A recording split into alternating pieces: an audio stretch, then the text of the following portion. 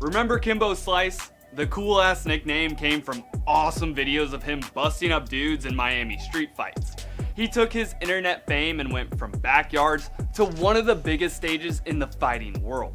But the lovable blue-collar brawler didn't fight as long as many or himself would hope.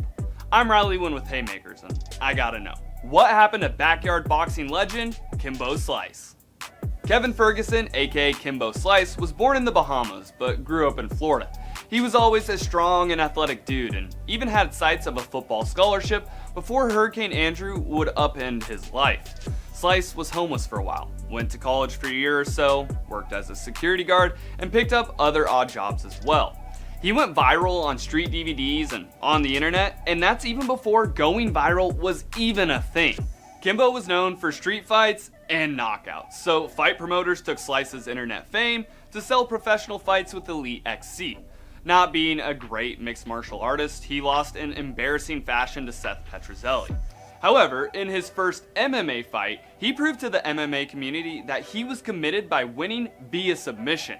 He started to be seen as a real fighter before he entered the UFC's reality TV show, The Ultimate Fighter. His work ethic and gentle giant demeanor won over viewers.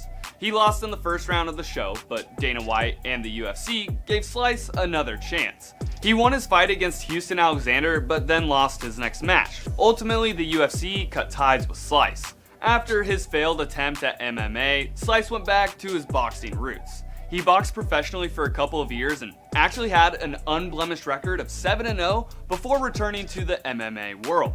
5 years after leaving the octagon, Slice still drew in massive crowds. He signed a multi-fight deal with Bellator, and his first fight was against Ken Shamrock, who he was supposed to fight years before. And even though Slice was way past his prime, he still knocked that dude out. Millions would watch his fight against former backyard brawl rival Data 5000. It wasn't a great fight, but Slice would pull through victorious as the two battled it out way past their prime. Slice had another fight scheduled, but unfortunately, he wouldn't make it back to the ring. On June 6, 2016, Kimbo Slice died from heart failure at the age of 42. His health had been a concern to his family for a while, and there were efforts to set up a heart transplant. Kimbo Slice was survived by his wife and their 6 children. Kevin Ferguson Jr. is actually following in his dad's fighting footsteps. Baby Slice, as he's known, has been fighting in Bellator matches since 2016 and is 3-3-0. Kimbo Slice's life is a literal rags to riches story. His humble beginnings and intense work ethic made him a guy you wanted to root for. He was able to leave a better life for his family than what he had growing up.